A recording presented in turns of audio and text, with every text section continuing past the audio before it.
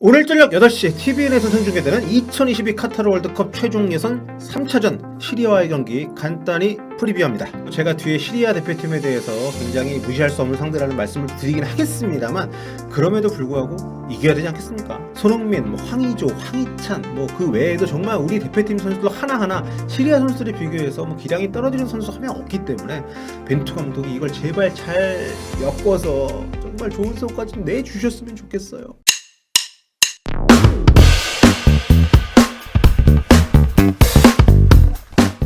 10월에 열리는 두 경기 우리 대표팀에게 굉장히 중요합니다. 지난달 홈에서 이라크하고 비겼기 때문에 사실상 승점 2점을 잃어버린 채로 10월을 좀 맞이하게 됐는데요.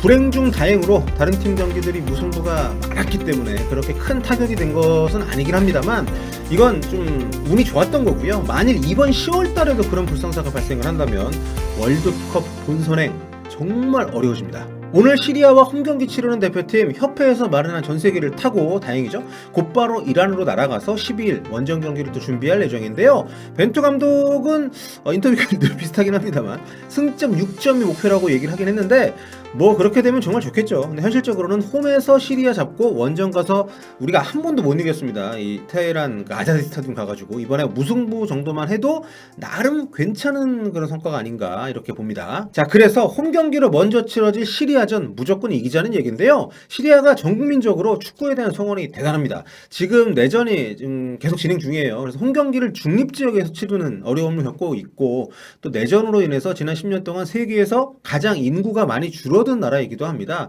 찾아보니까 2200만 명까지 갔던 인구가 지금 1800만 명까지 줄었더라고요. 정말 전쟁은 빨리 사라져야 됩니다. 자, 아무튼 이런 상황에서 축구대표팀에 거는 전 국민적인 기대가 정말 크다고 합니다. 그래서 리그를 잠시 중단하고 국대 30명 넘게 소집해가지고 합숙훈련까지 한 걸 텐데 물론 선수들 기량이나 커리어는 우리하고는 비교가 안 되죠. 냉정하게 봤을 때. 사실 우리 대표팀의 문제는 선수 구성이야 역대급으로 화려합니다만 선수들 컨디션이 좀 걱정이 되는 거죠. 체력적으로 워낙 선수들이 좀 소진이 많고 또 이동을 많이 하고 시차를 좀 경험을 해야 되기 때문에 게다가 함께 훈련하는 시간 자체가 굉장히 짧아서 아무래도 조직적인 완성도를 높이는 데는 분명 부담을 안고 뛰어야 되는 것이 우리 대표팀의 현재 상황입니다. 자, 유럽에서 활약 중인 또 이번 소집에서도 주축으로 활약해야 될 선수들이 체력 소모가 너무 심하고 휴식을 제대로 못 취한 상태로 한국에 지금 와 있습니다. 7경기 연속 풀타임 뛰었던 김민재 선수 터키 가서 잘하고 있습니다만 지금 너무 혹사를 당하고 있고요. 손흥민 선수도 지난 주말 에스턴 빌라전 활약 대단했습니다만 한국에 5일에 왔습니다. 6일 하루 휴식하고 그러니까 회복 훈련하고 7일 경기니까요. 정말 쉽지 않죠. 이거는 사실 굉장히 무리한 일정입니다. 마음 같아서는 좀 쉬었으면 좋겠다고 말하고 싶은데 솔직히 지금 우리 대표팀이 그렇게 여유로운 처지가 아니다 보니까 벤투 감독이 또 그런 거 없죠. 거의 손흥민 선수는 부상이 아니고서는 전경기 다 풀타임을 뛰킬 수준으로 계속 경기를 내보내기 때문에 이번에도 손흥민, 황희찬은 선발이라고 공언을 했기 때문에요. 별일 없으면 그대로 나올 거라고 봅니다.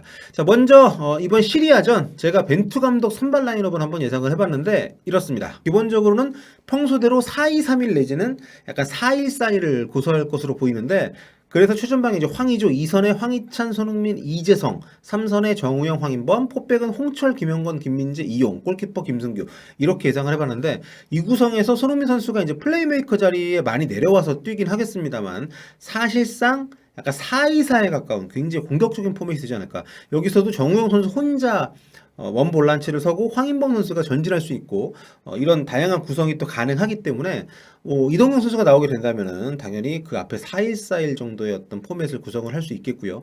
그러니까 기본적으로 굉장히 공격적인 축구로 나올 거로 봐요. 솔직히 시리아가 잠글 가능성이 높은 시합이기 때문에 공격을 강화할 필요성이 있고 또 벤투 감독도 그간 아시아 팀들이 한국 상대로 워낙 잠그는 거를 이제 경험 많이 했잖아요. 이제는 자기 축구를 고집하는 것도 중요하지만 거기에서도 좀 더 공격적인 구성을 할 필요가 있다는 것을 깨달은 것으로 보입니다. 지난 9월 최종 예선 때도 그랬고요. 그래서 강하게 공격 드라이브를 걸지 않을까 이렇게 예상을 해보고요. 그리고 저는 솔직히 정우영, 이동경, 이동준, 백승호 이런 그 4명의 젊은 선수들 최근 폼이 굉장히 좋기 때문에 이 중에 2명 정도는 선발로 나가지 않을까 이렇게 생각을 했었거든요. 왜냐하면 또 바로 이란전이 있기 때문에 어느 정도의 로테이션을 해야 되니까. 근데 벤투 감독이 좀 보수적인 스타일이어서 또 무리하는 편 아니고요. 또 황희찬, 손흥민을 다 기용을 한다고 공언을 했기 때문에 그런 것들을 좀 종합을 했을 때 이런 정도 구성이 나오지 않을까 예상을 하는 겁니다. 자, 정우영, 이동경, 이동준, 백승호, 특히 이제 이동경, 이동준 선수가 폼이 워낙 좋기 때문에 정우영 선수도 지금 프라이브로크 주전이고요. 선발 교환 했으면 좋겠는데 모르겠습니다. 자, 수비 쪽에는 왼쪽에 홍철, 김진수 경쟁구도, 오른쪽은 지금 이용 선수 한 명뿐이죠. 그러니까 김문환 선수가 이번에 아예 소집이 안 됐습니다. 부상이 없는데 전술적인 이유, 뭐 기술적인 이유라고 벤투 감독이 밝혔는데 약간 이제 의아해요. 예, 김태현 선수가 부상으로 이제 또 낙마를 했는데 김태현 선수가 빠지는 대신에 대체 발탁을 또 아무도 안 했습니다. 그래서 벤투 감독 참 신기해요. 이번에도 27명을 데려갔는데 이제 골키퍼 4명, 센터백 5명, 라이트백 2명이었는데 김태현 선수가 빠졌잖아요. 근데 라이트백이 한 명밖에 없습니다. 전문 라이트백이. 뭐 멀티플레이어가 많다고 했고 그게 뭐 틀린 말은 아니긴 합니다만 전문 포지션에 대한 기대가 어떤 그 가치를 좀 간과하는 게 아닌지 싶은 좀 아쉬움이 솔직히 있어요, 개인적으로는. 아무튼 우리 선수들 라인업은 굉장히 화려한데 체력적인 문제가 가장 큰 적이 아닐까 싶습니다. 시리아 같은 경우에는 한국전에 굉장히 자신감을 가진 팀이죠. 상대 전적에서는 우리가 4승 3무 1패로 압도적입니다만 우리가 이기기는 이겨도 늘 힘들게 이긴 팀이죠. 지난 러시아 월드컵 때도 최종 예선에서 우리 만났었는데 그때도 원정 가서는 0대0으로 비겼고요. 홈에서도 1대0으로 간신히 이겼습니다. 이때만이 아니라 우리가 이길 때 다 한 골차 승이었기 때문에 절대 무시할 수 없는 팀입니다. 피파 랭킹 차이는 굉장히 많이 납니다만 지금 2조에서 우리가 가장 경계해야 될 상대 중에 하나입니다. 지난 9월 최종 예선 2경기도 이제 1무 1패를 기록을 했는데 A조 최강으로 꼽히는 이란한테 0대1로 졌습니다만 경기 내용이 괜찮았습니다. 주포인 알수마가 부상으로 빠졌고 공격수 하르빈이 완벽한 찬스를 2번 정도 놓쳐가지고 그렇지 승점을 딸 만한 경기를 했어요. 그리고 이란전 주심이 그 일본분이었거든요. 근데 그 이란 공격수 바게리가 엘보잉 반칙을 했는데 이걸 퇴장을 안 주더라고요. 만약에 이거 퇴장을 줬으면은 시리아가 승점을 따지 않았을까.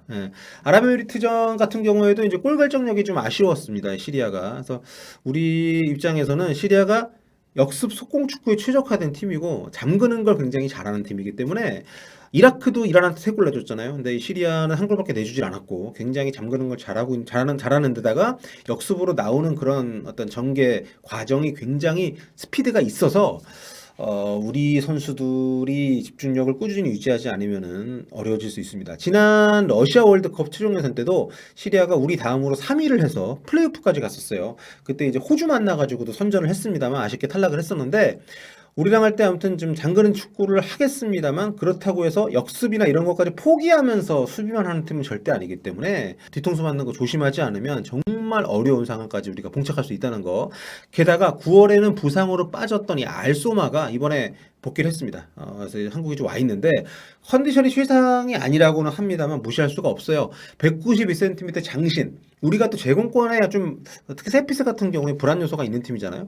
이 친구가 중동 3개 나라 득점왕을 한 그런 대단한 선수고 작년에 AFC에서 선정한 2010년대 AFC 베스트 11에도 포함이 됐습니다. 공격수 부분에 손흥민 선수와 함께 이름을 올렸던 정말 대단한 베테랑 선수입니다. A매치 기록이 나이가 32살인데 26경기 5골밖에 안 돼요. A매치 출전 경력이 1천한데 이거는 정치적인 이유 때문입니다. 지금 시리아 내전이 진행 중인데 반정부군 지지하는 세레머니를 했다는 이유로 2012년부터 5년 정도 대표팀이 발탁이 안 됐었어요. 그러니까 지금도 끝나지 않은 시리아 내전의 어떤 상처라고 할 수가 있는데 아무튼 이 선수가 사우디 리그에서만 득점왕을 3번이나 했고 알 아흘리에서도 지금 주장을 맡고 있습니다. 사우디 리그에서. 최근에는 근데 굉장히 부진합니다. 부상도 있었고 골을 영 못 넣고 있어서 그래서 이제 알소마의 선발 출전 여부는 컨디션에 따라서 달라질 것 같긴 합니다만 그럼에도 불구하고 이 친구 나온다면 굉장히 경계를 해야 되고요. 또 지난 9월달 최종 예선 때 실수가 많았던 하르빈 또 10번 알마와시가 이런 선수들도 굉장히 그 개인 기량이 뛰어난 선수들이기 때문에 수비진들이 좀 조심을 좀 해야 됩니다. 반면 시리아가 가진 약점은 세피스 수비, 또 공중전에 지난 2경기에서 보면 굉장히 약점을 좀 보였어요. 게다가 해외파 3명 가운데 2명이 시리아 축구협회의 뻘짓 때문에 이번에 아예 한국에 못 왔습니다. 한 선수는 네덜란드 로테르담에서 뛰고 있는 오스만이고 이 선수는 뭐 주전이 아니니까. 근데 또 한 명 그리스 슈퍼리그에서 올 시즌에 5경기 4골 넣고 있는 이 아이아스 아우스만이라는 선수가 있는데 이 친구가 빠진 거는 시리아한테 타격이 큽니다. 9월 A매치 2경기에서도 다 주전으로 뛴 선수고 올해 A매치 골도 많이 넣고 있기 때문에 정말 해외파가 몇 안 되는 시리아 입장에서는 이 아우스만 선수의 존재감이 굉장히 컸거든요. 이거는 한국팀에 굉장히 좀 호재다 이렇게 말씀드릴 수 있을 것 같습니다. 참고로 시리아는 한국 잡겠다고 지금 앞서도 말씀드렸습니다만 자국 리그 5라운드 일정을 연기시켜버리고 지금 2주 동안 합숙훈련하고 한국 들어왔어요. 지난주에는 중국하고 아랍에미리트 전지훈련도 중에 이제 평가전을 했는데 이때 주전 선수를 많이 빼고 했음에도 불구하고 중국이랑 1대1로 비겼습니다. 중국도 전지훈련 했는데 참 중국은 신기해요. 예. 새 감독 온 체제에서 좀 훈련이 부족했기 때문에 이게 전지훈련, 합숙훈련을 강행을 한 건데 굉장히 짜임새가 갖춰졌다, 조직력이 강해졌다 이런 평가를 받고 있습니다. 우리 입장에서는 긴장을 해야 되는 상대고요. 아무튼 이 시합 굉장히 중요합니다. 이거 잡고 이란원전 기분 좋게 갈 수 있기를 진심으로 바라고 또 우리 선수들 체력 관리 또 부상 없도록 주의를 해야 되는 것도 잊지 말아야겠죠. 무관중으로 치러지는 경기 TV로 중계 많이 보시면서 열심히 응원해 주시고요. 저와는 후토크 때 다시 만나시죠. 네, 여러분 잠시 후에 뵐게요. 볼